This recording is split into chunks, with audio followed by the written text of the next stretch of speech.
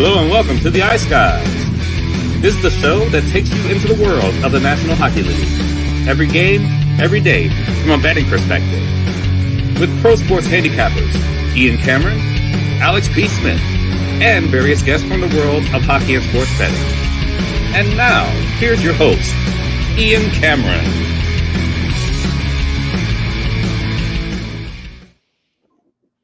Welcome to the Ice Guys. It's Thursday, October the 12th. Ian Cameron and Alex B. Smith back with you, ready to look at this Thursday NHL slate. And we are happy to have back with us, and we welcome back on the show former NHL player Jason Williams, who was with us during one of our Stanley Cup playoff shows last year. Nice enough to join us again here on this Thursday. Jason, welcome back to the show. How are you doing? I'm doing well, thank you. Thanks for having me. No doubt. And of course, Alex missed the first time you were on with us, so it's a chance for him to meet a former Blackhawk here for the first time here, Jason Williams. Alex, before we get into the because it's mostly going to be NHL talk, you missed it when we did the career retrospective, if you will, of Jason the first time. But if there's anything you want to throw out there and ask Jason about the playing days, now's your chance. Well, yeah, I definitely would love to ask you. You played, of course, with the Red Wings in two different stints, and then, of course, you left there. You played a couple of years, 06, 07, 07, 08 with the Blackhawks. How was that dynamic, especially because at that time that was the crux of the rivalry still within the division? How was that playing for Detroit and then going to the other side playing with Chicago? Like, how was just kind of describe that? Because, it's something I've always been curious about just with any teams, when you play on both sides of a rivalry, what does that feel like necessarily? And, describe the differences between the two clubs in that aspect.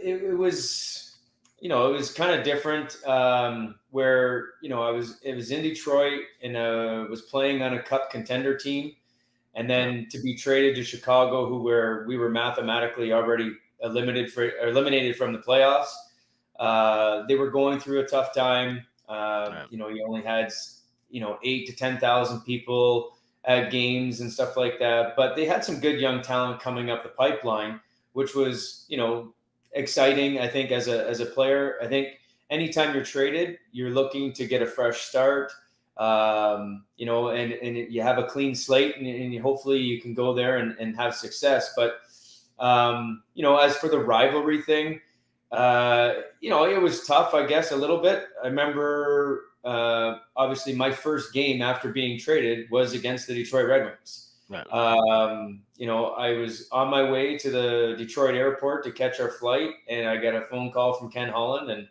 found out that I was dealt to Chicago. So the next morning I took a commercial flight to Chicago, got on the ice for pregame skate, and then played against my former team and former teammates that night. So I got it over pretty quick. And then I think it was like 3 or 4 days later, we played in Detroit. I think getting the games in early helped me kind of transition. And then once the game starts, you don't really think about the whole rivalry thing that much. I think you just kind of play the game and see how things go. Gotcha. And it's pretty, and you see this all the time. Well, a lot anyway. I don't know about all the time, but you see it a lot. You see guys that play for both the Oilers and the Flames. You see guys that play for both the Leafs and the Habs. It's happened multiple times. And you're right. Especially, I think initially it's a little bit of an awkward feeling, but you quickly get over it. And then you realize, hey, it's playing for another team. I still got to do my day-to-day job as a player, prep in the morning skates, practices, worry about the diet, worry about how you eat. Worry about your prep for the game, worry about executing during the game. And at the end of the day, you're playing hockey. I think after the initial probably awkwardness if you're playing from both sides of a big time rivalry, you get past it.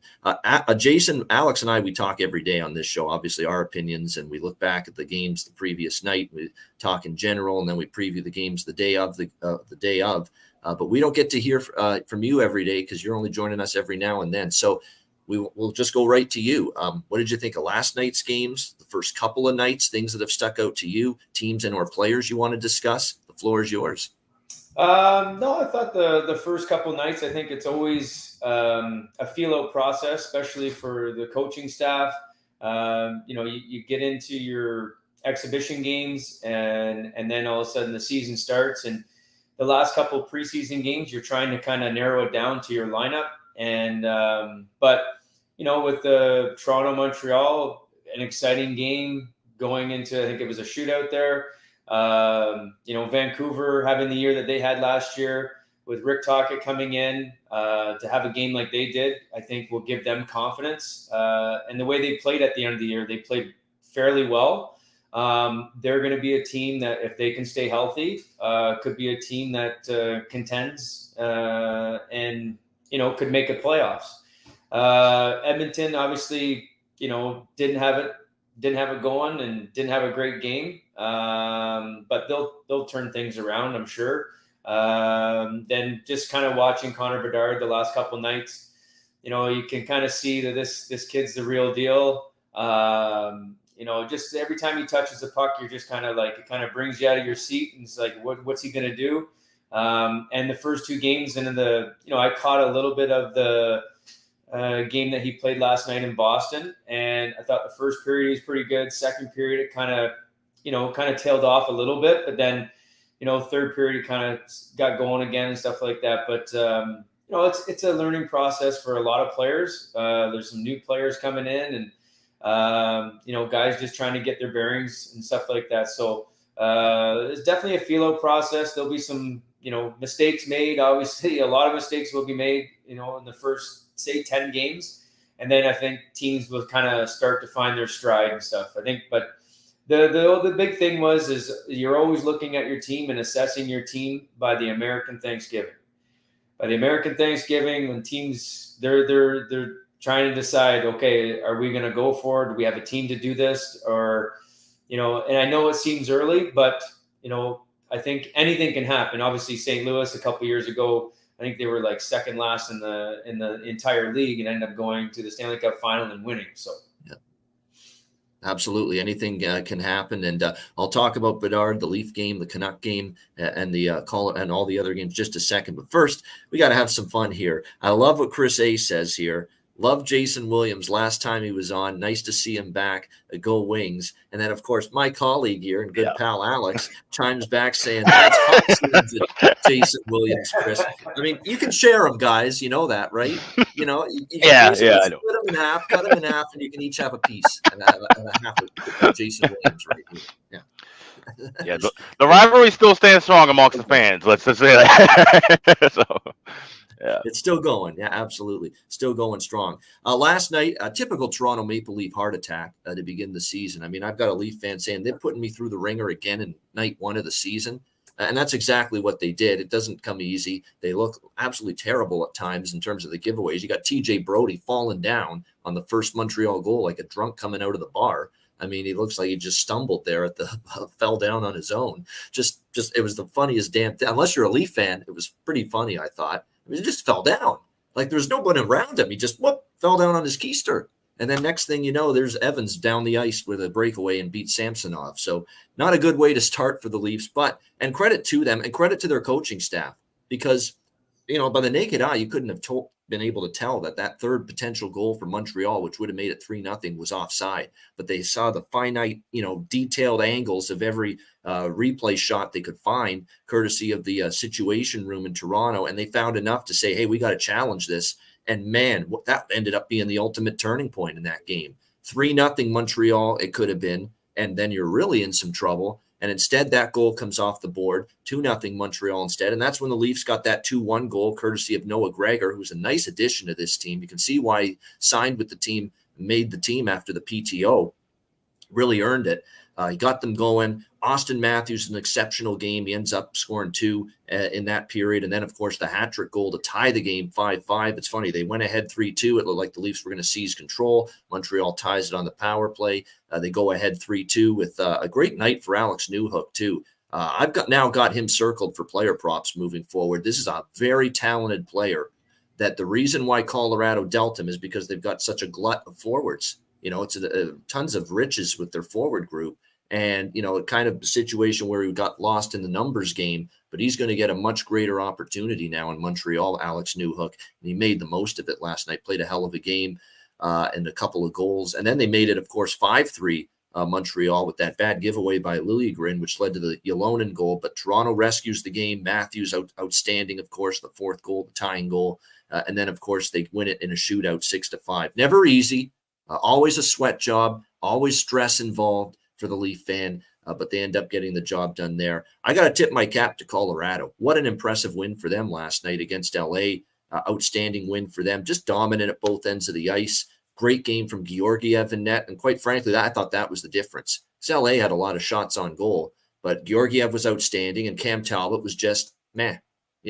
That's the difference. And that's going to be the concern with LA moving forward. I made the post on Twitter. LA has a Stanley Cup caliber roster, but I'm not sure they have Stanley Cup caliber goaltending. And, that is going to be something to watch for with Talbot and Copley, this tandem for LA moving forward. Great first win there for Colorado last night in that game. The Calgary Flames took them last night to beat the Winnipeg Jets. They got it done, make Ryan Huska a winner in his Calgary Flames coaching debut. Really solid performance. Bad goal by Markstrom, and I was worried, here we go again with Jacob Markstrom. That first goal has got to be stopped, period. Can't go in, that first goal he gave up. But he was solid after that, and I was really impressed with this new-look Flames team. They actually looked exciting, and they actually looked like they had some finish last night. Huska's trying to get the defensemen to get involved more in the rush. You'd never see that shit with Sutter last year.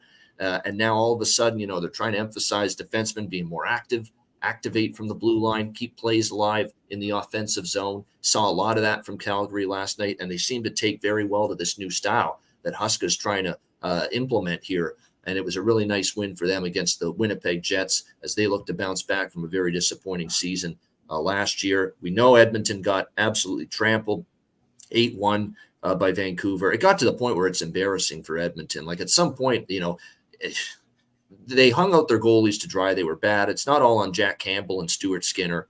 It was a bad defensive night. It was a horrible game overall. Even the power play, which is the strength of Edmonton for the last couple of years, they didn't have a great night. They didn't have that same chemistry and that same rhythm they typically have. So just an awful night all around. And just to make matters worse, if Edmonton Oilers fans don't feel bad enough that they played like that in their first game of the season, then they got to hear this story after the game that Thatcher Demko was playing through the flu last night, basically the Michael Jordan version of the NHL here with Thatcher Demko, the flu game. He's throwing up in his goalie mask, according to Rick Tocchet, the head coach after that game. We lost 8-1 to a guy that's basically trying to avoid puking throughout the game right into his mask and finally did. And we lost to him and that team 8-1. So you can't be feeling good hearing that if you're the Edmonton Oilers. And last of all, Connor Bedard, congrats to him. First NHL goal, wraparound goal. And you see just the smarts and the speed and everything he does is fast. He just got that puck, quickly wrapped it around, beats Allmark to the post and gets that first goal. That was a great moment. So a great start for him, a point in his first game, a goal last night. Chicago does lose the game, and more importantly, they lose Taylor Hall for it looks like week to week, and that's unfortunate, man. And Alex, you can speak about this in a second here. I was already starting to love the chemistry between Connor Bedard, Taylor Hall, and my guy Donato's Pizza, who cashed a plus 550 goal prop for me on Tuesday night. Ryan Donato, absolutely a terrific line that was starting to come together there for Chicago. And now you have this injury setback here for Taylor Hall. Very unfortunate news, Alex. Yeah, incredibly unfortunate. And I'm watching him closely because I had a prop on him to score a goal.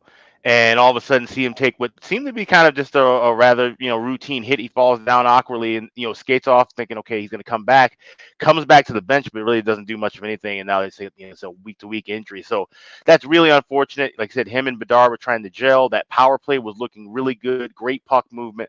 And now to miss him, that's unfortunate, especially when this team's looking good. Even in the loss, the Hawks played well. Arvid Soderblom did give up a couple of goals where he didn't see the puck again. That's a huge problem. His puck vision is not there.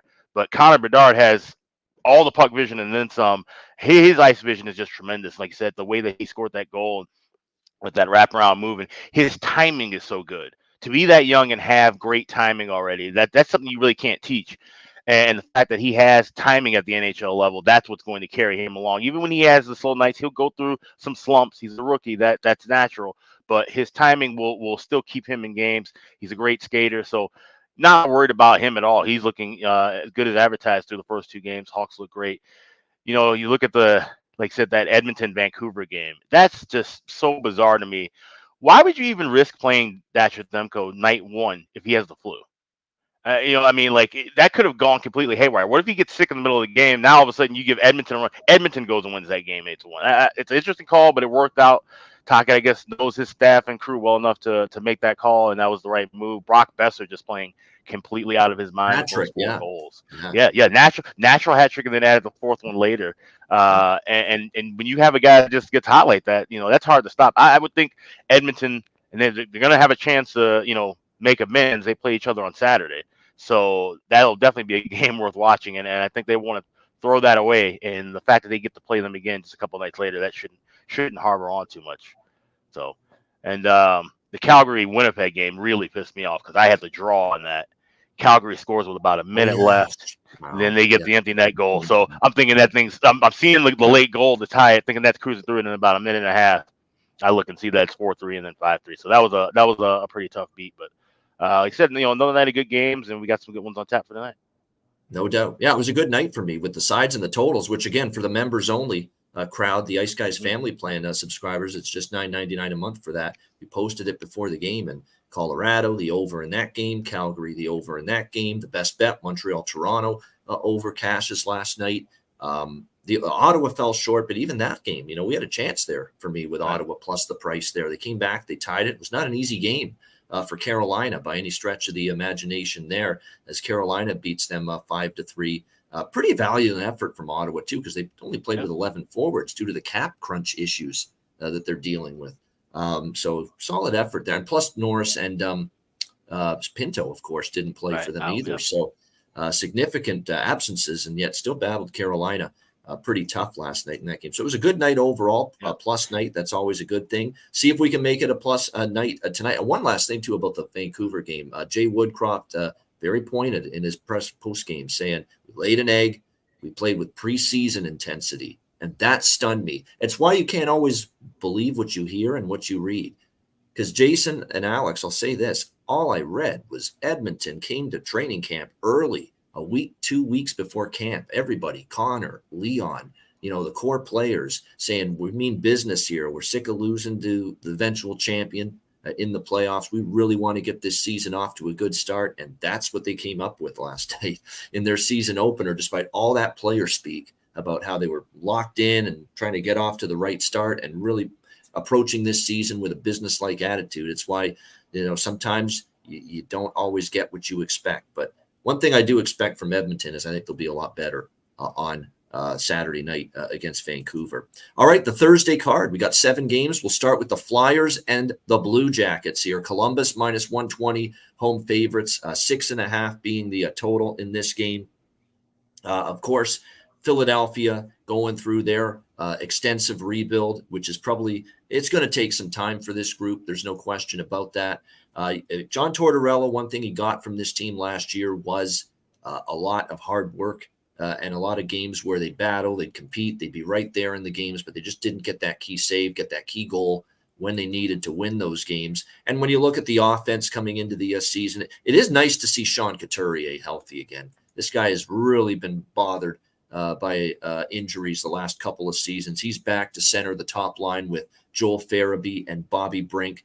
Owen Tippett, Morgan Frost, Cam Atkinson is another one that's had some injury history recently. And he's a guy that's actually played for the team that he's playing against tonight, a former Blue Jacket. Of course, now with the Flyers, Lawton, Cates, Konechny, Delorier, Paling, and Hathaway.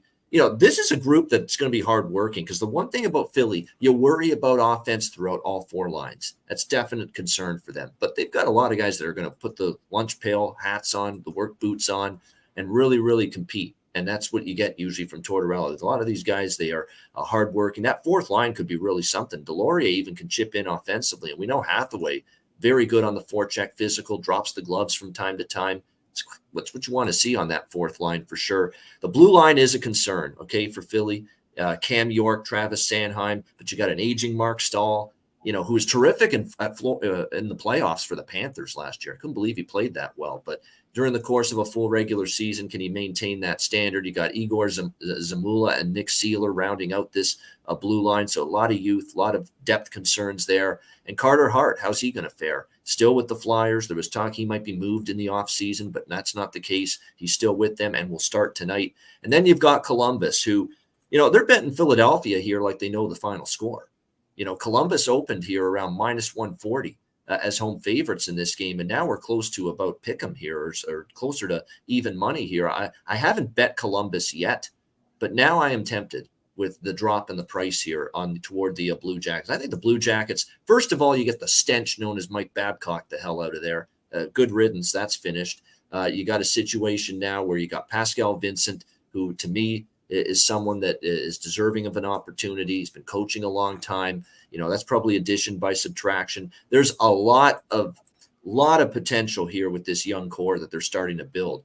Justin Danforth is healthy. Don't forget how well he was playing before he got hurt last year. Marchenko, Adam Fantilli, of course, the 3rd overall pick, will make his NHL debut tonight. You got Patrick Lyonnais, looked awesome in the preseason. I'll say that. Patrick Lyonnais looked really, really geared in the preseason. He was lighting it up. Maybe it's a sign he's responding to the new coach as opposed to the rotten old one.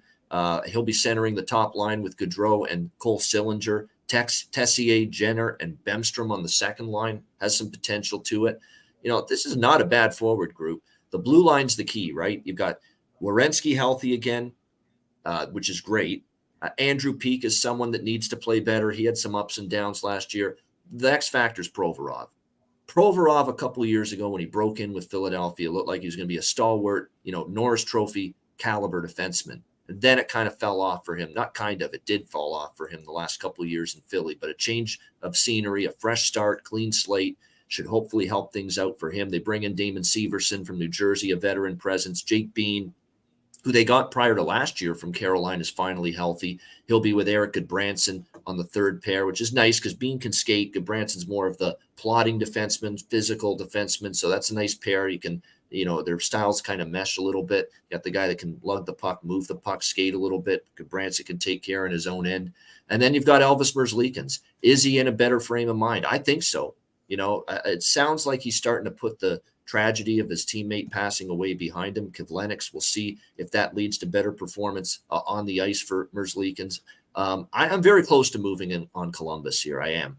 I think there's a little too much flyer love here, considering Columbus was minus 140. They're down to minus 120 here in this game. So I haven't bet it yet, but I'm close to maybe pulling the trigger here on the Blue Jackets here, minus 120. Alex, what do you think here? Flyers, Blue Jackets. Yeah, we got robbed of our grumpy old men bowl matchup with Babcock now being fired against Tortorella. But no, I think Columbus. I'm going to jump in and say one thing about that. You can say what you want about their coaching style, and they can be grumpy and all that. I really truly believe Tortorella cares for the human beings. Oh, I do. Yeah. I'm not sure I believe that with Babcock now after what I've seen. Right. Yeah. No, good point. Yeah, right. It's more of a business, straightforward business approach with Tortorella, and his grumpiness is more toward the media than anyone. So it is two different. Yeah. Right. So 2 different styles for sure. But I think Columbus will play a little bit more inspired, at least early. They're not a good team, but with Pascal Vincent taking over, that should just give them kind of just that.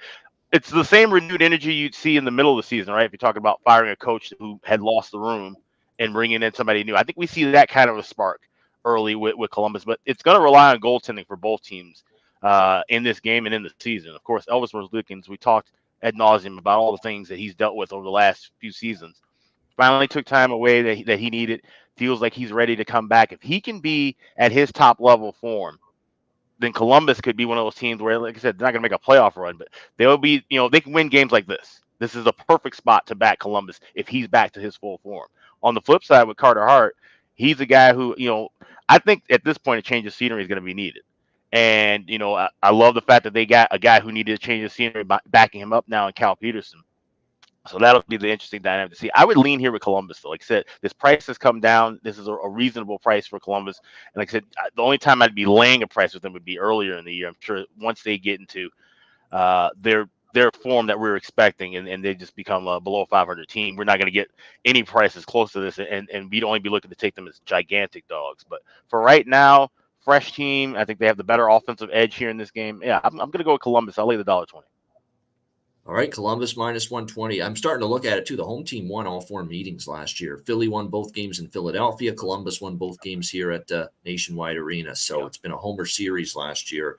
I'm probably going to go in on Columbus as well. I might go in on the over a little bit, too, maybe a little less. I like Columbus more than the total, but I can't deny series history. And if you were betting totals based on series history with Colorado LA last night, you did pretty well. We talked about every game went over the total last year between the two teams. Same thing with Philly Columbus. All 4 games went over the total: 5-2, 5-4, 5-3, and 4-3. The final scores. 12 and 4 to the over last 16 games. Yeah, 12 and 4. definitely. A good prop game too. I'll get to those in just a second. But yeah, and definitely I want to point out something too, and that about the Tortorella Babcock comparisons. I truly think, Tortorella is going to care about the growth of a person, where he's not going to be ripping through players' phones. He's not going to be saying, write down who the hardest working and the least hardest working player is on the team and then talk about the shit, in front of everybody. Right. I don't think Torts is doing that. So you can't, he's tough. He's tough on his players. There's no doubt, but you can't compare the human being behind that toughness that he exudes to his players compared to Babcock. You can't do it. You just can't. What do you think here, Jason? Philly Columbus? Like you say, it's going to be a pretty tight. I think I always want to try to lean towards a home team for an advantage when it's this close. And like you say, with Columbus, the stuff that's gone on in the summer, they probably want to put it past them and move on. So I think they're going to come out with a big push right away. And if they can jump on Philly, especially early on in the first 10, 15 minutes of the game, try to get that first goal, get the crowd behind them, and they can kind of relax and get to play the game and stuff. So I'm kind of leaning towards Columbus, I think, a little bit like you guys are. But it will be I think it'll be a tight game. Whether it goes over or not, I'm not sure, but I think it'll be a fairly tight game. A couple props I like. I'm going to buy in. I'm drinking Patrick Laine Kool-Aid tonight because I thought he was confident with the puck. Offensively, he was outstanding in the preseason. So as far as Laine goes tonight, we're going to take the goal prop, which is around plus a 150 or so in this one. The point prop's too high, but I'll take the goal prop for Laine in this one at plus 150. I think if you look at Philly, you could take some small shots with some of these top 6 guys that are up there and unexpectedly up there. Owen Tippett's always worth a look because he seems to get in on a lot of the offense. But how about Bobby Brink here? Bobby Brink's playing on the top line, and I guarantee you he's going to be one of these players not priced like it. Sure enough, that's the case. Plus 350 at FanDuel for Bobby Brink to score a goal. And again, he's on the top line tonight. If you want Fantilli to score in his NHL debut, plus 360 is out there at Caesars. I mean, that's not bad. And he looked pretty comfortable in the preseason. He is. I might just sprinkle a couple bucks on that plus 360. I liked what I saw, Jason, out of him in the preseason. He's an older guy too, right? He's a kid that's an 04 that has a late birthday. So he is a year older than a lot of these young guys that are coming into the league that are 05s that were, say, first rounders and stuff like that. So, and going the, college route, sometimes you get a little bit more kind of that extra year of development where, you're not pushed into the NHL at a very young age. Now he's still young. I get that. But, I think the way he's handled himself, the way that he's, played in the preseason, they're going to rely on him a lot. And, he's going to get a regular shift and he's going to be out on the power play, whether it's the first or second one. So he'll get lots of opportunities definitely to score tonight. He just got to make sure he shoots the puck. There you go. Great insight there from Jason. Again, plus 360. I'm just saying that's not a bad price for someone that, and he's what I've noticed too, and Bedard, we saw it with him. He said it in the media, and I'm sure Fantilli thinks this way, and a lot of these high draft picks think this way. I want to get the first goal out of the way. I want to get it over with. I want to get it and just be able to move on and not talk about it again. And Bedard even said that, or they mentioned this on the broadcast last night. But it's so good that Bedard's going to go to these freaking media hotbeds now, Montreal and Toronto, for Chicago's next 2 games, and not have to talk about when you're going to get your first goal. I'm still waiting on that first goal. So, and I think now Fantilli's going to be thinking the same thing. Let's get that first goal out of the way. So I think you're going to see him really aggressive and look to get on the board sooner rather than later for them tonight. A couple of shots props too in that game. Gaudreau, I think, over shots on goal worth a look. in that one. Laine over shots on goal because I think he's definitely going to be looking to shoot the puck. Why not? Because of the preseason that he had. And then on the Philadelphia side of the equation, you could look at probably Konechny and Atkinson potential shots on goal candidates. So a couple of good props there I'll be looking at as well. New York Rangers, Buffalo Sabres. We've got the Rangers minus 135, road favorite, 6.5 being the total in this one. This is one of the better games of the night, more intriguing games of the night. The New York Rangers, been to the playoffs 2 years in a row, looked like they were on the precipice of Stanley Cup contention a couple of years ago, got to the East Final, and then took a step back last year. I mean, up 2-0 against New Jersey, and then the Devils just took complete control of that series after that. It led to the dismissal of Gerard Gallant as head coach. In comes Peter Laviolette taking over here as head coach of the New York Rangers. And look, Laviolette, the one thing he's done is he's led his teams to good success in year one. No question about that. Can that be the case here against the Buffalo Sabres? I will say with the Rangers and Sabres, when these teams met last year, Buffalo played them tough. You look at the 3 head-to-head meetings last season, they all went beyond regulation, 2 into overtime, 1 in a shootout, and Buffalo won 2 of those 3 meetings against the New York Rangers. And now keep in mind that Buffalo, we think, is not only a little bit better, potentially a lot better coming into this season. And I love what they're doing. And you've seen it this week. They sign Rasmus Dahlin long-term. Last night, they make it official. They've signed Owen. I've got the power. Owen Power long-term. I love what they're doing. They are signing their core nucleus for long-term. And now they're going to try to build around it moving forward. That's how you build, what you hope to be is a foundation that will lead you back to the promised land. So I love what Kevin Adams, the GM, is doing right here with the Buffalo Sabres right now, getting these key pieces signed long-term. I mean, it goes without saying how much I love the forward group. Skinner with Tage Thompson and Alex Tuck. That's going to be a really good top line. JJ Peterka, I think watch out for Dylan Cousins. Dylan Cousins, to me, is that guy that's going to really have his best year. What is this now, his 4th season in the NHL, really his 3rd full season. And he is someone that's improved every single year. He had 68 points and 31 goals last year for the Buffalo Sabres. He's going to, and he's just that constant work ethic type of player. Always hard effort. Every shift he's, on the puck. The effort is off the charts. He has an edge to him as well, a little physical edge. He'll drop the gloves every now and then. He's captain material potentially for the Buffalo Sabres in the future. Dylan Cousins, like what I see from him, the workhorse from Whitehorse, as Dan Dunleavy, the Sabres play-by-play man, says. Greenway added for a little muscle. It is a potential, I believe, that Casey Middlestat may be out tonight, day-to-day upper body injury, suffered in practice. He still could be available tonight. It's going to probably be game time decision. And I like the way Casey played down the stretch. How about we talked about Fraser Minton yesterday on the show, making the Toronto Maple Leafs straight out of training camp at 19 years old. How about Zach Benson for the Buffalo Sabres here? 18 years old, and he's made the team. And if you watch Buffalo in the preseason, he's earned it. He's deserved it. He's been phenomenal in the preseason for the Buffalo Sabres. A great draft. I love the pick when they made it. And sure enough, he's going to start the season on that 3rd line for Buffalo. I even like the 4th line. Krebs with the veterans Okposo and Zemgus Girgensson. It's a good line. Blue line, Samuelson, Dahlin, Power, and Yoki Haru are the core. But don't sleep on the 2 veterans they added, which I think really makes this blue line way better than it was last year. Eric Johnson from the Colorado Avalanche, and of course, Connor Clifton from the Boston Bruins. 2 terrific additions, veteran presences on that blue line for Buffalo.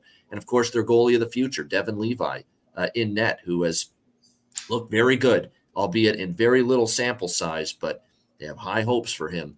Should be a great goaltending matchup. We expect it to be Shesterkin and Devin Levi, the 2 goalies tonight. Should be interesting to see how it goes. But I'm going to jump in right away with Buffalo here at a home underdog price. They played the Rangers tough last year. They're even better than they were last year, in my opinion. And like I say, they've matched up well with this New York Ranger team. And I think, too, when you look at the Rangers this year, there's question marks about the depth at forward for the first time in a while, especially when you get to the 4th line. Who's going to chip in? Does Blake Wheeler still have something in the tank for them? I'm interested to see how another guy that's made this team, Will Cooley, how he plays for them. They like him the New York Rangers. He's going to start on the third line. And I actually don't mind the blue line. Lindgren, Fox, Miller, Trouba, Gustafsson, Schneider. It's going to come down to those 2 big first-round picks. Like I said, Kakko and Lafreniere this has to be the year they break out. This has to be the year they step up, or else this is not going to be the year the Rangers hope for. I just think there's value right away, right out of the chute with Buffalo. Much improved team. I think this is the year they snap the playoff drought. And again, Buffalo beat the Rangers 2 out of 3 games last year, and that was maybe a better Rangers team, and it was definitely not as good a Buffalo team. And Buffalo still beat them 2 out of 3. So I'm going to take this home dog price here with the Sabres, Alex, New York, Buffalo. Yeah, I'm on Buffalo, and it's funny. I bet this game a couple weeks ago at plus 105, thinking by the time we get to game night that this Buffalo team would be favored. I'm stunned to see that it's plus 10, plus 15s around. Like I said, I think there's great value on them early in the year, and let's look back at some of the previous years, even back to when Jack Eichel was there, when they were still tanking and trying to build this franchise. They had some really good starts. October, November was some of the best Sabres hockey you saw from them all year long, more often than not. So, I think 5 years ago, Buffalo was just right behind Tampa around Thanksgiving, leading the Atlantic Division, in the Atlantic Division race. So they play well at the beginning of seasons for whatever reason. Like I said, we're talking about different lineups, different coaches. They're just one of those teams that play well, like the Baltimore Ravens in August and September. They always play well in that opening stretch. Sometimes you have teams that just get hot right out of the gate, and the Rangers, being a more veteran laden team, maybe they take their time to get to their full potential and kind of take this one a bit slow. And Buffalo has played them tight for all 3 meetings last year, went to overtime or a shootout. 6 of the last 10 have gone past regulation. So a sprinkle in the draw here wouldn't be a bad look at plus 340. But I think Buffalo wins this game. I think they're going to be fired up. Home opener. Someone mentioned in the chat, of course, there'll be the patch for Rick Jeanneret. They'll have a mention in a moment of silence for him, of course, as they start the season. And all of that energy and momentum, a packed house too, as well. How often do we see that blue often seats? The last few years in Buffalo? Yeah. Fans dressed as blue seats for years in Buffalo, but now they're actually wearing jerseys and attending the game. So I like the Sabres here as a home dog. Great point about RJ, and God, I miss RJ, man. That was a hard day when I found out he passed away. That's the reason I was a Sabres fan growing up, was listening to him. But definitely when I look at and they're going to do something, because this is the first regular season home game for them, meaningful game since his passing. So there's going to be some kind of tribute, some kind of moment of silence before the game. And you mentioned every Sabres player all season is going to wear the RJ patch on their jersey, just like the Blackhawks are doing with Rocky this year, of course, Rocky Wirtz, after he passed away. So that's going to inspire this team even more. And like I say, should be a great effort. Doesn't guarantee a win, but the effort should be there. Of course, I said the effort would be there with Edmonton last night based on the training camp spiel, and they lost 8-1. So never take it for granted, but I do think Buffalo will play well tonight. What do you think here, Jason? Yeah, I don't want to just keep agreeing with you, but I like Buffalo as well. There'll be definitely some money on the board for Darlene and Power for signing those deals. So if the boys want to put a little slush fund together, there's going to be some pretty good money on the board. So they're going to want to take advantage of tonight. So, but like I said, I really like what Buffalo's done the last couple of years. They've been a team that's just continued to get better and better and better. The goaltending, Levi there, he's had a great World Junior and kind of just started solidifying himself a little bit last year. So be surprised to see how he does and how he carries the load of being an NHL goaltender on a day-to-day basis. But I think mentally he looks pretty strong, pretty steady and stuff like that. And I'm a big fan of Thompson. I think that kid is a tremendous hockey player. He almost reminds me a little bit watching him of a Mario Lemieux, the way he can slow the game down, and he just makes things look so easy. And he's got that reach, and he uses such a short stick. And he's got great hands, a great shot. When he first kind of broke into the league, I was a big fan of his, and I was waiting to see if he could really kind of put things together. So it's nice to see him kind of turn things around for himself and really kind of take that step. And I think he's a a great player. And like you said, Dylan Cousins, did a couple practices here in London, actually, and he was out there a couple times. I think it was last year. He spent his summer in London and was skating here. And man, just watching him in practice, I was like, wow, this kid's going to be good. And, quietly, like you said, 31 goals and 60 some odd points last year. You don't hear of him a whole lot. And I think because of it's, maybe him being in Buffalo, but man, this kid can play. He's good. He's big. He's a lot bigger than I think that you kind of give him. But, again, another guy that came out of the World Juniors that, played really well for Canada and is really starting to establish himself as a really, really good NHL player. And I like him to get a point. I'd sprinkle on the goal prop with Cousins too, but I definitely like the point prop at -120. I think that, and you don't get the point prop that cheap sometimes. You got it there with Dylan Cousins. And yeah, I'm on Tage Thompson +170 to score a goal. It's not, again, I actually think his goal prop should be closer to where they always put Matthews' goal prop and McDavid's goal prop. And their goal prop is always around like +110, +100. Sometimes you got to lay a price. Pasternak, you had to lay -150 last night for him to score a goal against Chicago. That's where Tage Thompson should be, because I think that I actually think in this case, +170 with a guy like Tage Thompson is value, because I don't think he should be priced like that. He should be priced closer to even money. What do you think, Alex? No, I agree. That's almost disrespectful. But yeah, when you think about that in the scheme of things, like I said, yeah, he should be priced along with the McDavids and the Matthews and Pasternaks of the world as far as goal scoring. So we need to grab that value while we can. I'm tailing you on that. And anytime we see him plus money, it's worth a bet, because that's not going to happen. If he gets hot like we expect, and I have him to win the Rocket Richard Trophy 18-1, then yeah, that value is going to be gone sooner than later, and it won't come back. Yeah, I look, and I know Matthews got a hat trick, so great start for him in that Rocket Richard case. Yeah, we took some shots, Jason. Alex with, and I sprinkled on Tage Thompson as well for the Rocket, and I also took Cole Caulfield for Montreal. That was the big swing for the fences. I made it 66-1. Cole Caulfield to be the Rocket Richard Trophy winner, and he could add 2 goals last night if that one goal was not disallowed by offside. So he had a really good start as well for. And for the Rangers, as far as the props go, look, I'd focus on Kakko and Lafreniere just because they've got to be the guys. I mean, they have to be the ones that step up. Certainly, you're usually going to get goal scoring from Zibanejad and Kreider. And Heedle's probably another good one, too, if you're going to look at Ranger players, because he's just been so underrated for the last few years. But, yeah, it's going to come down to Kakko and Lafreniere. They have got to finally play like first-round picks, high first-round picks. We'll see if they can do that this year. All right, one of Jason's former teams next up, the Detroit Red Wings, taking on the New Jersey Devils. We've got El Diablo, New Jersey here, -250, home favorite, 6.5 being the total in this game. Fascinating that it's Detroit, New Jersey to begin the season once again for the New Jersey Devils. If you remember, it was the scene of the crime last year in the season opener. New Jersey hosted Detroit to begin the season.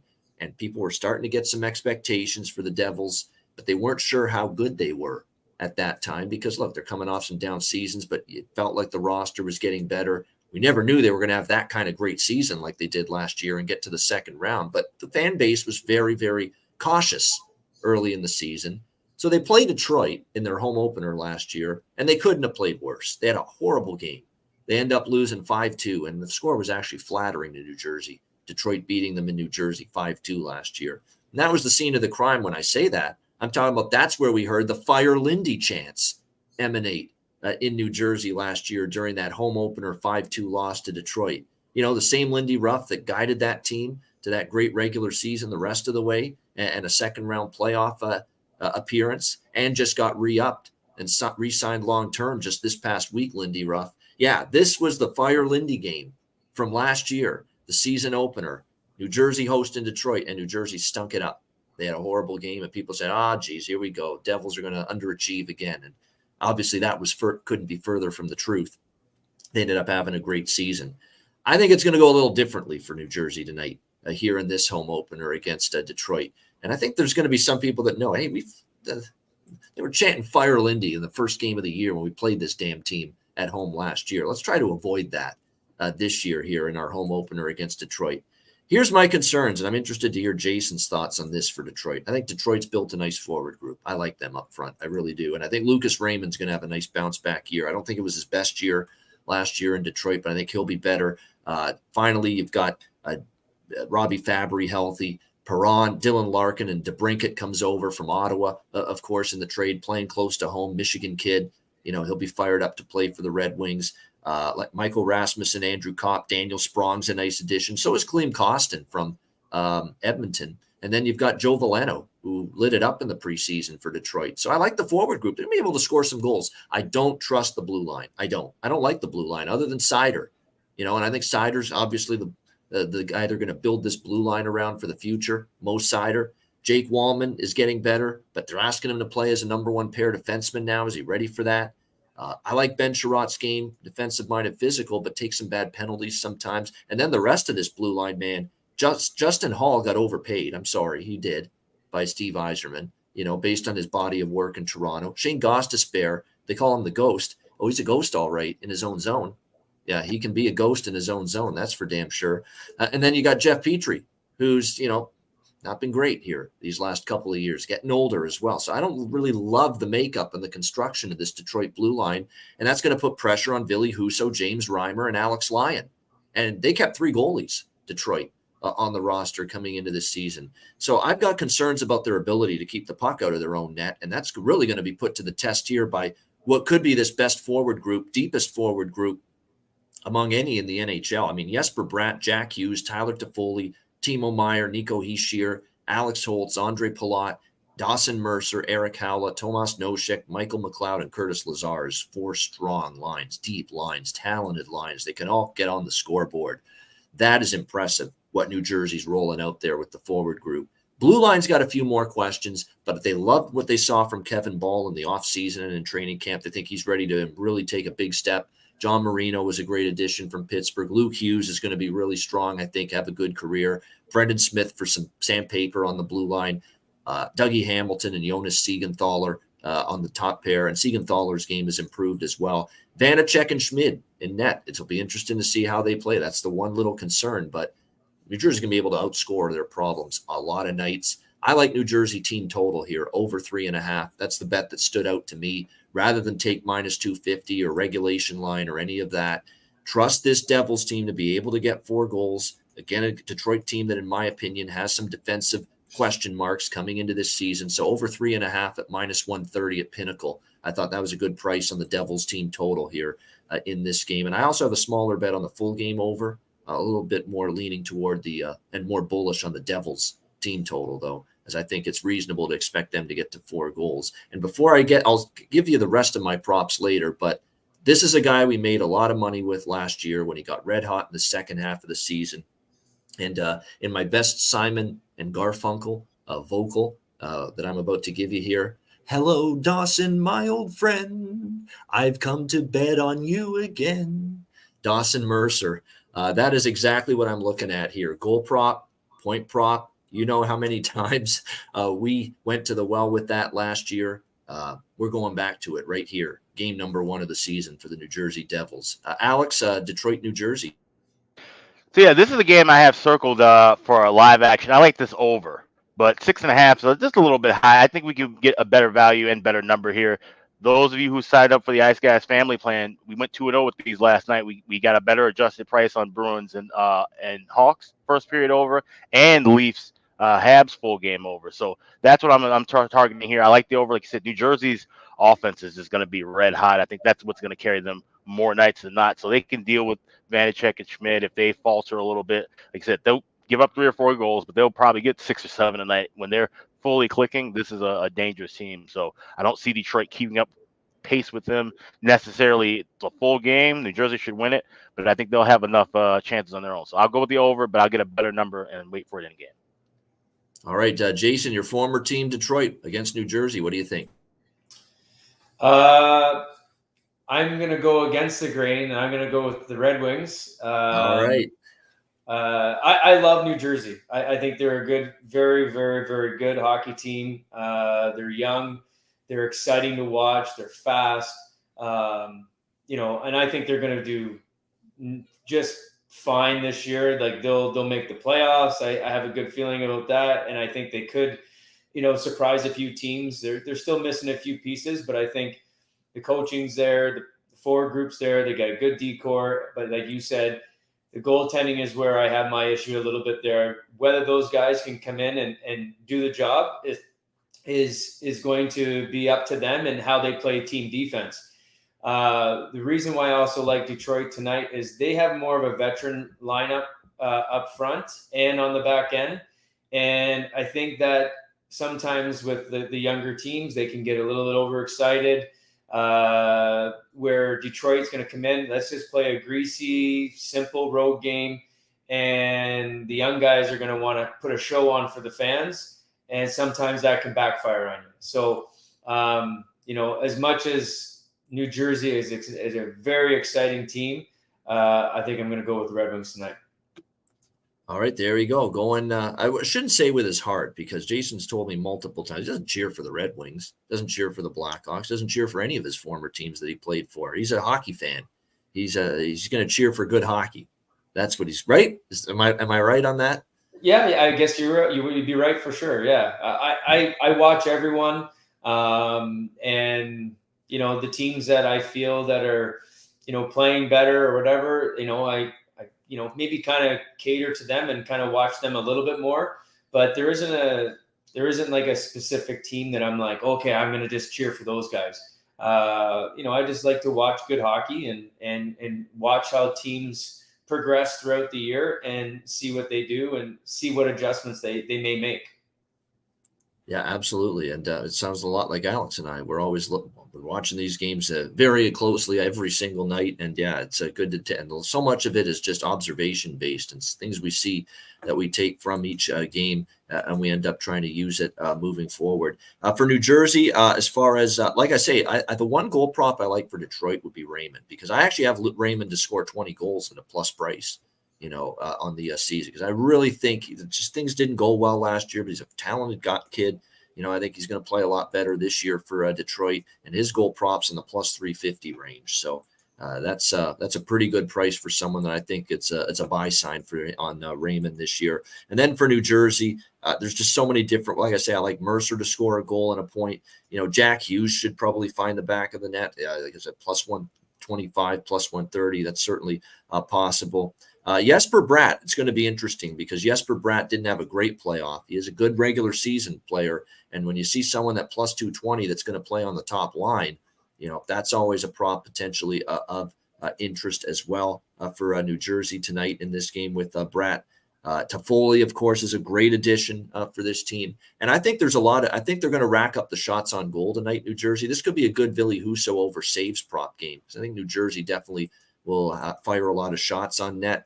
Meyer, Hughes are certainly good, over shots on goal candidates here for the Devils, no question. So there's a couple of props there I would be looking at as well. All right, next up, we continue along. St. Louis Blues, Dallas Stars. We've got Dallas minus 210 to minus 220, home favorites, 6.5 being the total in this game. St. Louis, I love that they made Braden Shen captain. I said that before. Unfortunately, I'm not sure it's going to be a great season for this team on the ice. I will say this about St. Louis. One positive for them, too, as well, based on preseason. Now, again, he's got to show it in the regular season. Robert Thomas looked excellent. Absolutely terrific in the preseason for St. Louis, and he needs to have a bounce-back year. He is going to be counted on now for this team. 18 goals in 73 games last year was not great for him.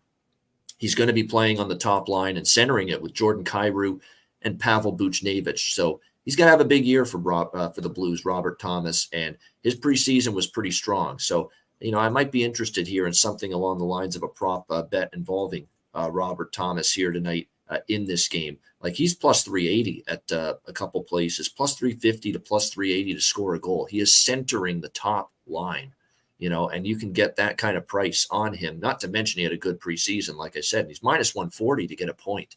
So to me, yeah, Robert Thomas is of interest for me for the St. Louis Blues tonight from a prop standpoint. Other than that, though, what will you get offensively? You've got Saad, Shen, Kapanen's just, he's up and down like a roller coaster. You don't know always what you're going to get with him. Jacob Vrana, hopefully he stays healthy, but, they're hoping a full season will help them offensively with him. Last year, again, with Detroit and St. Louis, was relegated to 25 games. And it's got to be concerning that the last 2 years, he hasn't played more than 26 games. The injuries have really, really hurt for Jacob Vrana.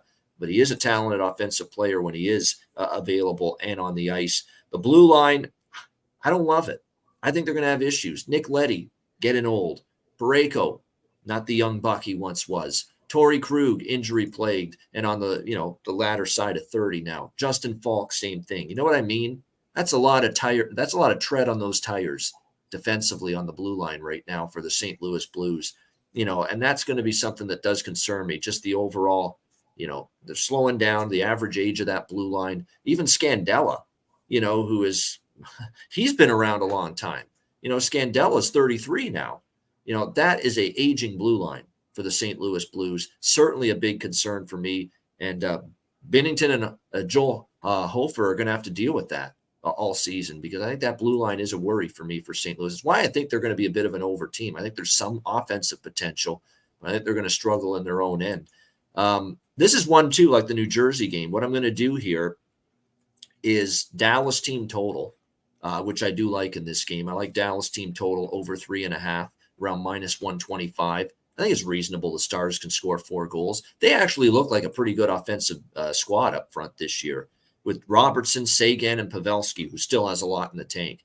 Ben Johnston, Delandria. And remember what Wyatt Johnston did last year for this team. He was absolutely terrific. Now, he does have an upper body injury, but they're hopeful he's going to play for Dallas tonight. Mason Marchment, Matt Duchene comes over. Dodonov was good once Dallas got him.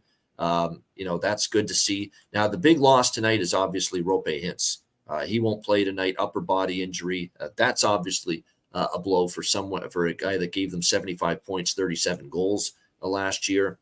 But they've got, I think, a better offensive roster this year than last year and Duchene's still got something in the tank. I've never been a huge Duchene fan the last couple of years, but I think he's fired up. He's playing for a team that could win in the playoffs now, cup contender. I think you're going to get good things from Duchene just based on the situation. He goes from a team that's been languishing, Nashville, to a pretty good team in Dallas. So I like the team total for the Stars, and also would lean toward the full game over as well. Alex, what do you think? Blues, Stars? Yeah, I was just doing a little bit of research and looking back. This is funny. I like the first period over in this, but the trend, we haven't seen a first period over cash only once in the last 8 meetings. 7 of those no score at all. So that's a little concerning with that trend. But like I said, it's a new season. And like I said, guys like Matt Duchene playing with this team. And I don't know if Dallas, I don't think they get enough credit being a true Stanley Cup contender from the media. And I say that as it's kind of a positive. They're not going to be reading the press clippings and saying, okay, thinking that, hey, we got this in the bag, we can run away with the West. They're going to be working hard still. Everybody's looking at Colorado. Everybody's looking at Edmonton. Everybody's looking at Vegas repeat. No one's really talking about Dallas the way they should, in my opinion. This is a quality team, one of the best goaltenders in the world when he's on point, and Jake Oettinger, like you said, a wealth of talent. They're going to miss Rupe Hintz tonight, but once he's back in, that's one of the best forward groups in the league, if not the best. Like I said, we saw the offensive potential that they had. I like this first period over, but 150 is a little steep. Once again, this will be one I'll be waiting for live. You can grab a 130 if you have FanDuel. So for show purposes, we will go over 1.5 goals in the first period, minus 130. And again, after what I saw from Edmonton, never say never in your first game. Sometimes you think a team's going to be coming out storming and they play awful. But I think Dallas, the way that ended against Vegas, it ended with a whimper in the Western Conference Final. I think they come out with a nice first game here. Like I say, I like that team total for the Dallas Stars here tonight in this game. Jason, what do you think here? St. Louis, Dallas. Yeah, I would say I like the Dallas Stars. St. Louis could be one of those teams that really kind of is in a rebuild. I think they get halfway through the season and they're going to see, okay, hey, things aren't kind of working out, and they may ship some guys off and stuff like that and get some of the, new and younger guys up and start developing those guys. But like you said, you never know what can happen. But for tonight's game, for sure, I think Dallas is a team that has something to prove. They went out last year not the way they wanted to. And Jim Nill and his staff, I had Jim Nill as an assistant GM in Detroit. And I said, as soon as he became GM in Dallas, I said it was just a matter of time before he brings a Stanley Cup there. He's very well respected. Yeah. Very well respected, has a great mind for the game, and knows how to develop players and stuff like that. So, Wyatt Johnson comes in, has a great season last year. I think he looked at, he could, improve on those numbers hopefully this year, because they're going to need him to. And then, look at a lot of their veteran guys, bringing in Duchesne. I was able to play with him a little bit during the lockout in Switzerland. And, great guy, he wants to win. And, I'm excited to see how he does. I think with the right team, the right fit, put him in the right situation, he could really kind of flourish in this type of environment. So, I think Dallas could be a team that you could really will kind of fly under the radar a little bit, but towards playoffs time, there's going to be a lot of teams that don't want to play them. Yeah, I think there's still great potential in the Western Conference for Dallas. And the one thing that they have over LA, I love the LA center ice a little more than Dallas. The roster for LA is excellent, but I'll take Jake Ottinger over their two goaltenders. Oh, absolutely. And that could be that could end up being a big time difference maker in the Western Conference pecking order. And I'm looking at these defensemen for Dallas over LA. I'm looking at the defensemen here again for St. Louis. I mean, the age does bother me. It really does. Parayko, 30, years old. Leddy, 32. Krug, 32. Falk, 31. Scandella, 33. I mean, they're all well into the latter years of their careers, these guys. And this was a team that defensively last year, 27th in the NHL, 3.63 goals allowed per game, and I don't think it's going to get any better, quite honestly. With again, tread on the tires for this Blues defense, and that worries me here. Unless Binnington's ready to get back to steal the game, stand on his head, Binnington, but then we haven't seen that level of his game for a couple of years now. He's got to stay in the penalty box. Yeah, he's got to stop looking to fight North Andre Fleury to the work. Unbelievable. And stop the pucks instead of trying to fight everyone. Yeah.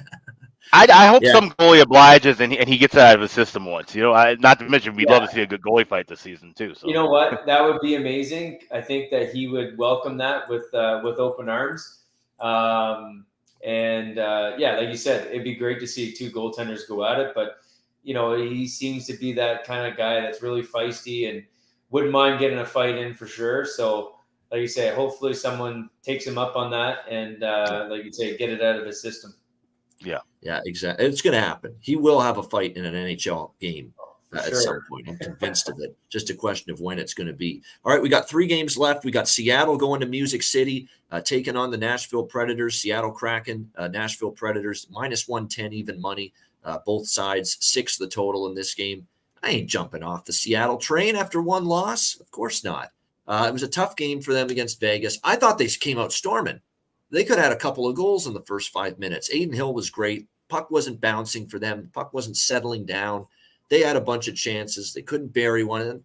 Wouldn't you? And then they had a power play early too. And the power play let them down big time. They're going to have to work on that and get better at it. And sure enough, right after that first power play failed and all those chances and all the zone time early, one chance at the other end for Vegas and it's in the net, 1-0. And they just never regained their momentum after that. I like Seattle here. I'm going to keep it short and sweet. -110. They're the better of these two teams.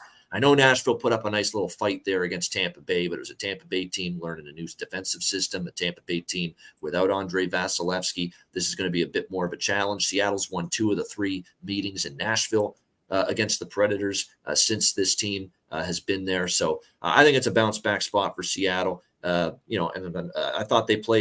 actually thought they played better than a 4-1 final score would indicate the other night in that game. So Seattle for me, -110. Looks like in this game we should see a Philip Grubauer, UC Saros matchup, but only Grubauer's confirmed as of right now. I also like McCann goal, McCann prop. This is props that I'm just going to be looking to ride again and again. His shots on goal prop, McCann, is worth a look too. He went over that again in game 1 against Vegas.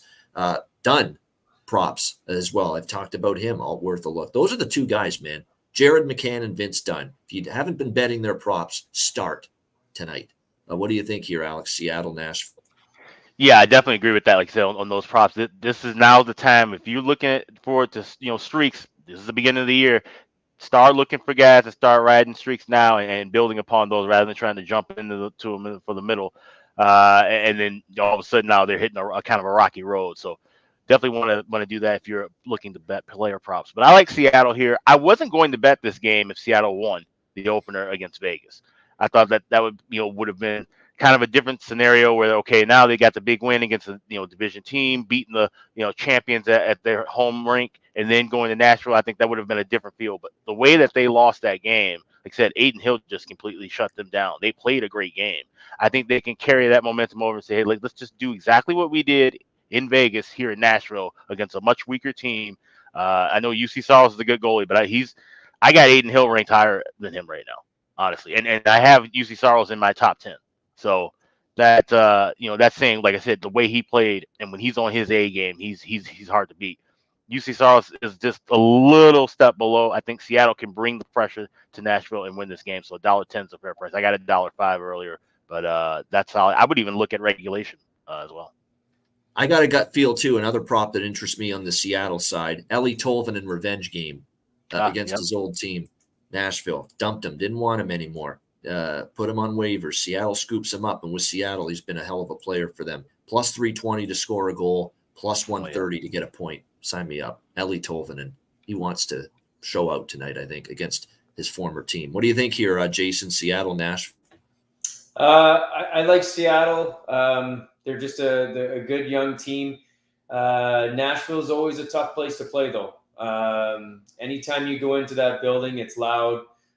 Fans really kind of get behind their team. But I think that there's some pieces missing on the Nashville team that they're not going to be as strong this year. They had an okay season last year, but I think they've got a new coach in, and Seattle's just been kind of that team that just kind of finds a way to keep rolling. They're tough to stop.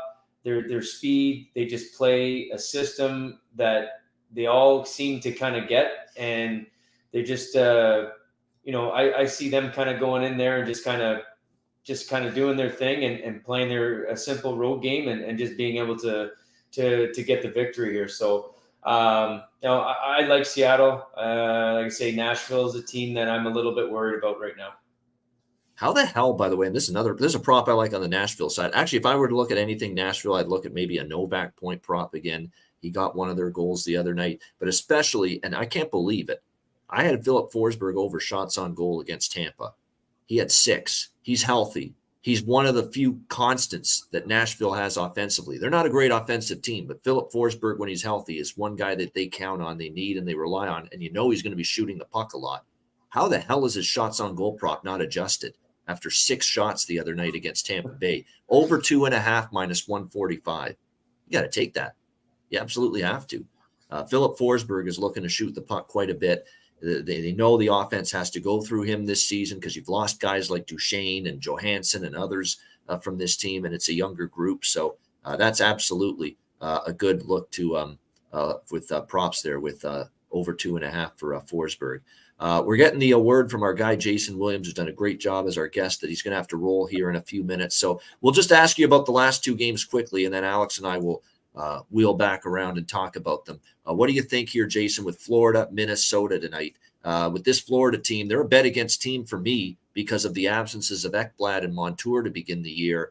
But do you trust Minnesota, who I'm actually, believe it or not overly high on either right now? What do you think here, Panthers Wild? Yeah, that one's a toss-up. I'd probably stay away from this one.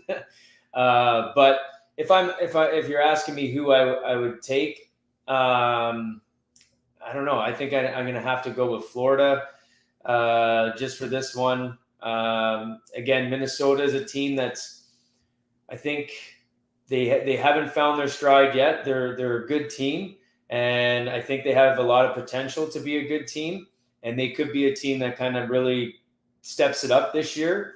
They have the personnel, I find, to do it. It's just that if they all gel together and come together as a team. But with what Florida did last year, I think just with the playoff run that they had, I think I'm just going to give them the benefit of the doubt right now. I think that they're going to want to try to get off to a good start. But obviously missing a couple of guys will be tough. But anytime you're missing a couple of guys, it also provides an opportunity for someone else to step up and maybe cash in on that. I mean, I'm so frustrated because Florida's right up there, circled as one of my top bet against teams early in the season. Then I saw the schedule come up. I'm like, you got to be shitting me. They're playing Minnesota the first game of the season. God damn it. I mean, that's because I've got some issues with Minnesota as well. Trust me. There's no question. But I hear what you're saying. Still trust that experience that the Panthers had getting to the final last year. And then the last game, Vegas against what could be the expansion team of the NHL this season, the San Jose Sharks. Look, it looks almost too easy. I have some thoughts on this game later, but what do you think here, Vegas, San Jose? I mean, Luke Cunnin on the top line, Jason. I mean, what can you say? I mean, that's horrendous. And I like Luke Cunnin as a player, but not on the top line. I mean, it is patchwork up front. The blue line's got issues, a lot of youth, and then you've got a Kaapo Kahkonen, Mackenzie Blackwood goaltending tandem. Brutal. This is rough for San Jose. Yeah. It's going to be tough sledding, I think, for San Jose, but maybe some of their young guys are able to step up and have some early success. Will it last long? I don't think so. But when you're matched up against the Stanley Cup champions, they're going to come in, and I think that they're going to basically, just play their game. They're a heavy team. They're tough to play against. And just with their experience and what they went through last year, any game can go either way. That's the best thing about the NHL is that, any team can win any given night. You look at the Edmonton Oilers last night in Vancouver, I think 99% of people probably would have picked Edmonton to win that game. But they laid an egg, and Vegas can lay an egg. It could happen. So I just don't see it happening tonight. I think the Golden Knights are off to a good start. They want to continue to show that they're a contender again. And, they've got majority of their guys that are healthy. So I think I would take the Golden Knights tonight for sure. Yeah, there is some concern that San Jose has been a thorn in their side at times. I mean, last year they actually split the season series. San Jose won once in Vegas. And Vegas won once in San Jose, so they split at home in both buildings last year. But I'm telling you what, this is the worst roster on paper in the NHL this season, the San Jose Sharks, in my opinion. Jason, we'll let you run, but before we let you go, best bet if you had to make one tonight, what would you go with? Well, I'd probably maybe go with if I was going to do the Golden Knights, I'd put either a lot down on that or go for a home run, and I would take a lot on San Jose to maybe upset the Golden Knights with the Oddwise. Wow, how about that? That would be bold. But you know what? They had the big Stanley Cup night where we thought maybe that was going to be a hangover night for Vegas, but they won that game. Seattle, it was a team that gets them a little more stoked than maybe a San Jose. Could they be walking into a game where they sleepwalk? I don't know. I got to see it before I believe it with Vegas tonight. We'll see. But Jason, this was awesome. We'll get you back on the show throughout the season. Enjoy the rest of your Thursday. Glad you could join us again. Cheers. Yeah, appreciate you guys having me. Thank you very much. Yeah. All right, great stuff there. Jason Williams, former NHLer, joining us again on the Ice Guys show, and always a great listen. I mean, really good. I love what he said about the money on the board too, talking about Buffalo with Dahlin and Power. That actually matters. That's it's unbelievable how the players just will skate through a wall, to win those games when there's money on the board in the dressing room. So that's nice insight there, delivered by Jason Williams. All right, Florida, Minnesota. Again, I am going to actually take a small bet on Minnesota, but man, I just wish Florida was playing someone other than them, because I've got my questions about the Wild coming into this season as far as their forward group. Look, Boldy was great in the regular season. It was Boldy. The playoffs was bad for him, but in the regular season, he did produce. That's the hope this year, is that he'll be a regular season. Matt Boldy will show up again for them this year. Kaprizov will do his thing. In fact, I think he's going to have probably a pretty big year for Minnesota. He's got to be a big component of the offense. I do like that Ryan Hartman's back in the fold. Got a contract extension done with him. I like his game overall. But, man, I mean, this fourth and third line, man, who's going to score? Marcus Foligno? Marco Rossi didn't do dick all last year with the Minnesota Wild. Frederick Gaudreau, Patrick Maroon, Connor Dewar, Brandon Duhaime. That plugging line's going to work hard, and I like the big rig because he'll drop them with you anytime. But, my goodness, that's not a line that's going to give you a lot at the offensive end. The blue line, it's imperative, to have everybody healthy, and they're already starting the year with Jared Spurgeon out. You know, and that's huge because he's probably the best defenseman they've got. But Brodeen's healthy, and they missed him for a bit last year too, and he's kind of suffered. It's Goligoski, Middleton, Merrill, Addison. That's the way I see it. Brock Faber's the wild card on that blue line. Brock Faber's got the potential to be really good. Can he? And they're asking him to play top pair minutes, all situations against the other team's best players right away. Is he ready for that kind of responsibility and play at that kind of level? Well, we're going to find out because Dean Evason's got Brock Faber in that top pair role to begin the year with Jonas Brodin. Can Philip Gustafsson be as good as he was last year? Because he was a lot better than I thought, which is a good thing for the Minnesota Wild. But, I worry about that guy that comes out of nowhere, Alex, to have a great season. And then can he duplicate that the next year? I just worry about that for me with Gustafsson, especially when Marc-Andre Fleury, is at the winding down his career. He's not the Fleury of, his prime. So it's going to be important for Gustafsson to play well. Small bet for me, Minnesota minus 130, just because I'm so anti-Florida without Ekblad and Montour. Those are damaging losses on the blue line because you got to ask Lawson Tossum, Oliver Ekman-Larsson to play on the top pair with Forsling. Mikkola and Kulikov have to be your second pair. Josh Mahura and this kid from Latvia here, Uvis Balinskis, is going to be on their third pair to begin. That's rough for Florida on the blue line. There's no question about that. Sam Bennett's not going to play tonight. We know what an emotional spark he can be, especially during the playoffs. And he could miss up to 2 weeks with the lower body injury for them. So not only out tonight, Sam Bennett, but for a while. Again, if it was another opponent that I'd have more trust in and confidence in, this would be a bigger bet. But still small bet for me, Minnesota minus 130. Alex, Panthers Wild. So a week and a half ago, I bet Minnesota minus 120 at BetMGM. I just thought that was just grabbing a good price. And also, I like the fact that the Wild, historically, in home openers, they've been dominant. 17-1-1-1. So there's a tie back there from 2000. But this has been a trend that I've rode for quite a while. So I've always bet the Wild in their home opener. But I wouldn't endorse a side at this point now. Like I said, the numbers move from 130 to 135. And you also look on the flip side with Florida, one big pieces with Sergei Bobrovsky, 13-3-1 with a 2.06 goals against, 2.03 goals against, and a 931 save percentage and 17 career starts against Minnesota. So this is a team that he gets up for.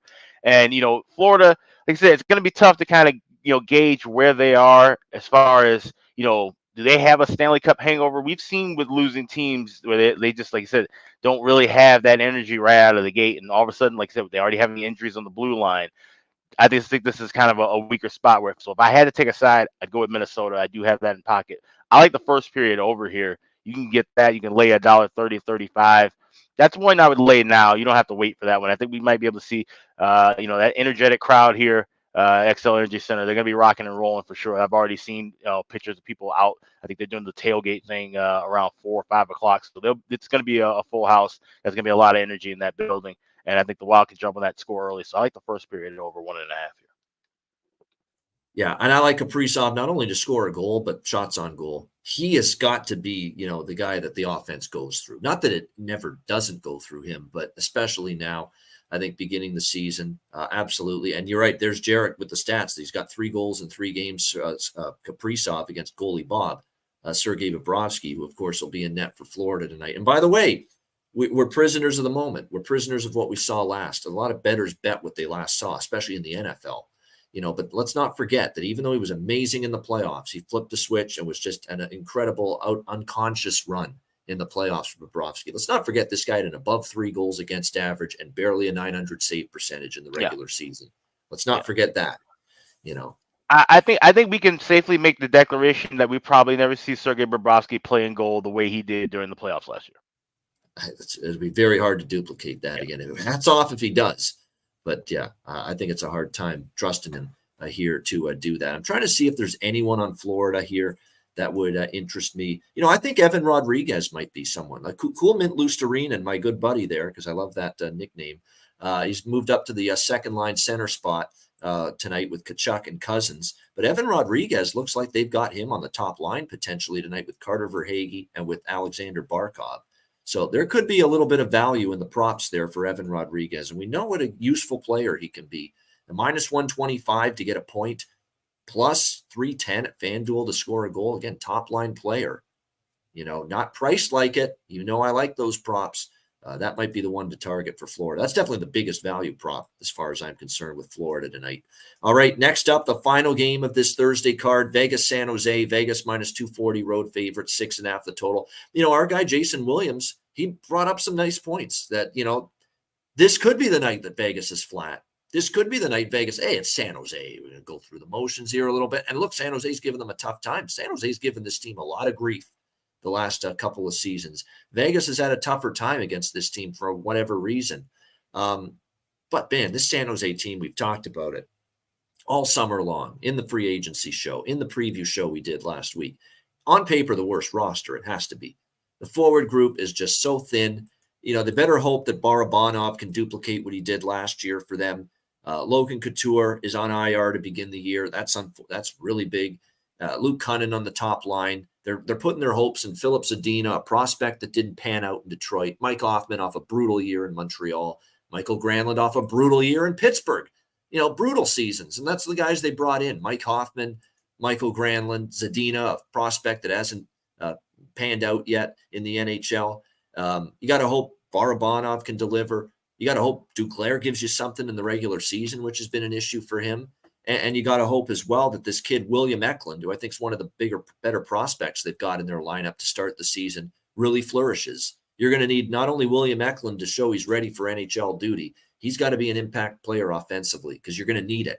I think scoring goals is going to be a chore at times, for this San Jose Sharks team this season. Vegas on the flip side, the defense for San Jose, when you look at it, Ferraro, Burrows is your top pair, man. That's your top pair, Mario Ferraro and Kyle Burrows. He's been from team to team, Vancouver just recently, and he's your top pair defenseman, these two guys.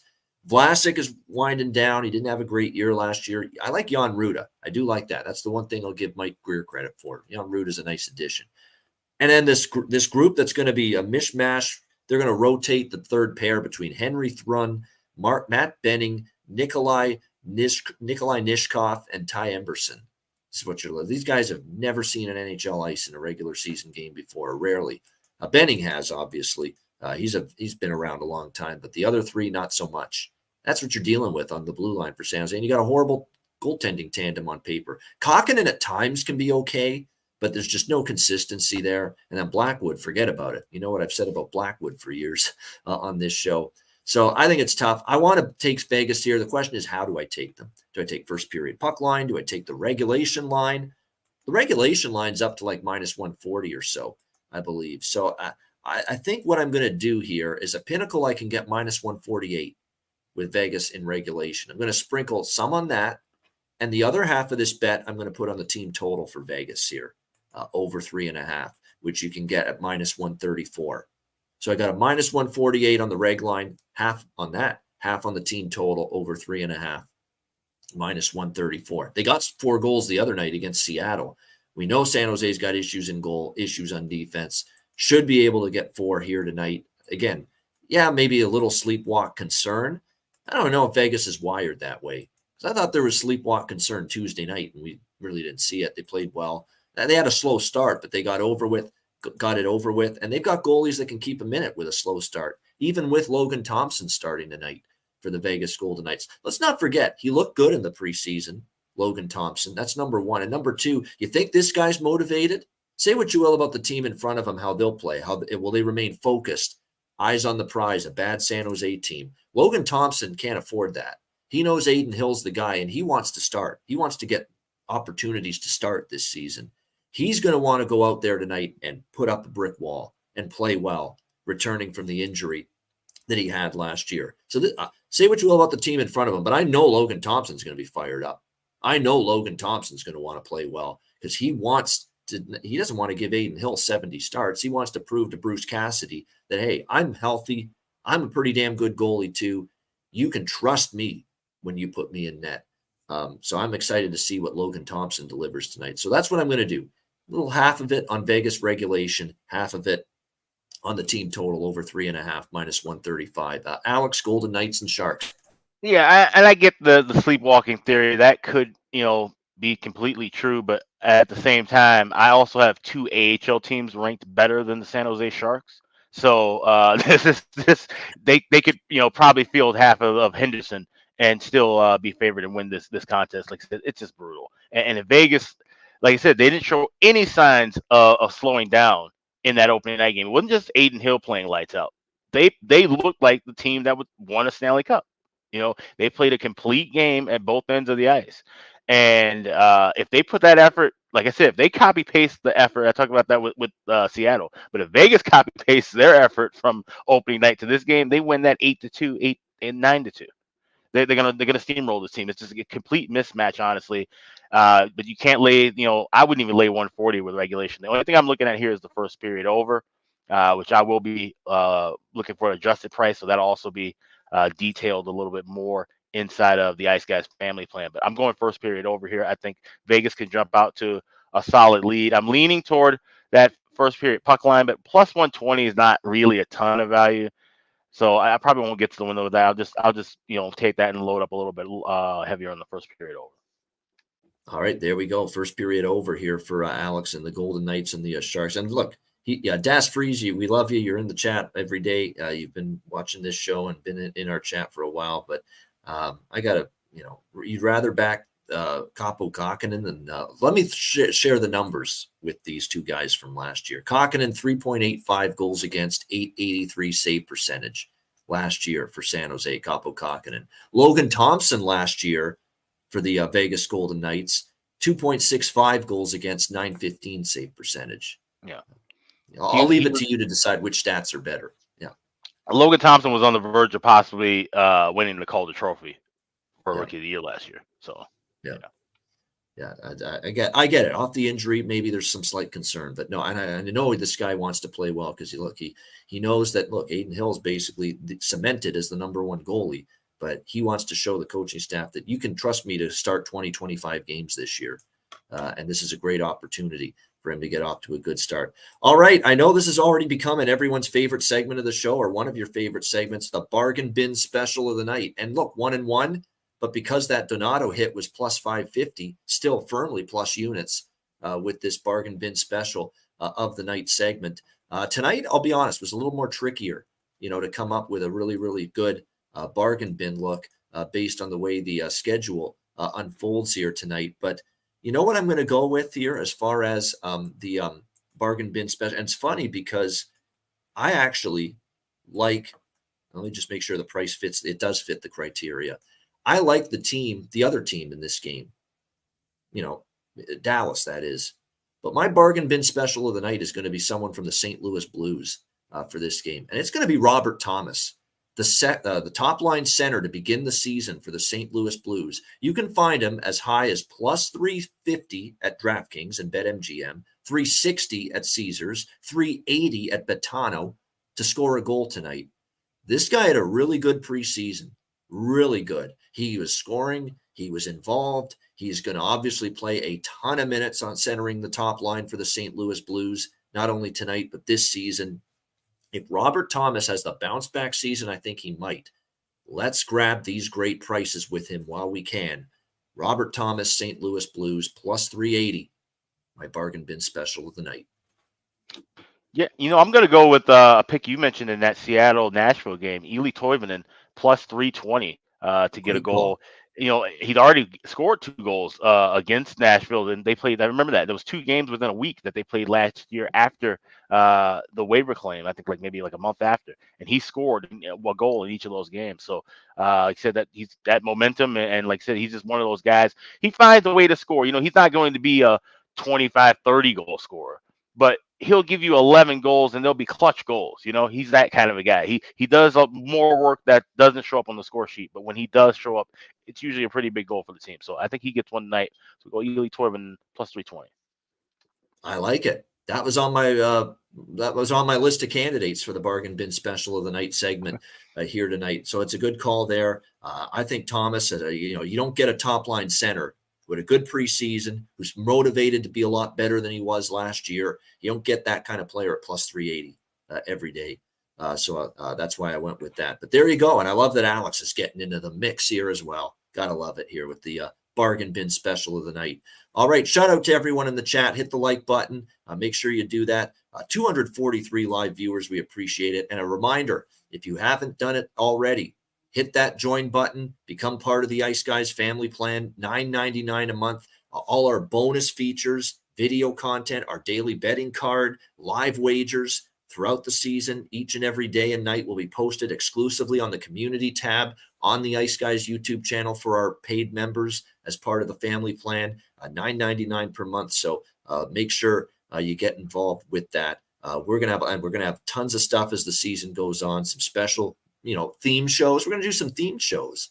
Not just about betting, but stuff about just general hockey topics throughout the season. We're gonna have some live impromptu betcasts, which are going to be additional betcasts in addition to what's already scheduled, our normal ones, which are once a month and then once a week once we get into past football season. So make sure you sign up. We've already over 25 members signed up. It's really incredible. Yeah, and we just really opened up the signups for the family plan on the YouTube channel and the memberships to the channel just like a week ago. We've already got that many signed up.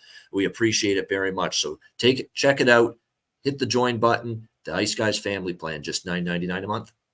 Yeah, absolutely. And don't forget about the Patreon page as well. Ice Guys, go to patreon.com/Ice Guys. We already got, like I said, the updated goalie charts. Those will be updated within the next 4 to 5 days. Like I said, you got to get some games in before we get things settled out with that. I already got the links that every bettor should have bookmarked on their browser. If you're looking for sites that we use with our handicapping every day, NHL notes, finding all these different things, we have all those links there for you. And I'll also have an article kind of revisiting the topic of looking at teams within the first period realm, and just kind of give a little bit of an update on the primer about live betting. So those will be up as well. I know Ian's going to have his power rankings up soon too over the next weeks or so. Yep. So definitely check out the Patreon page as well. That's $10 a month at patreon.com/Ice Guys. Yeah, first one of the season next Monday. We're going to get pretty much a week of hockey in by then. And we'll get our first power rankings, power ratings out. Might even do a little video, pre-recorded video on the and post it to the members, family plan members of the Ice Guys channel. So all that and more ready. I know, and I've gotten that message too, Rick. Trust me, people miss that Manscaped ad. They miss me saying, keep you smelling good, looking good, feeling good, all that shit. People miss that, but it is what it is. We've moved on, unfortunately, but we appreciate that you enjoyed that ad. Hopefully you enjoy these best bets, and hopefully you cash in with them tonight as well on this Thursday night. It's time for best bets. Alex, what do you like for best bet? Let's go with Buffalo, the Sabres, plus 115. I wish I got that number. I might rebet it, honestly.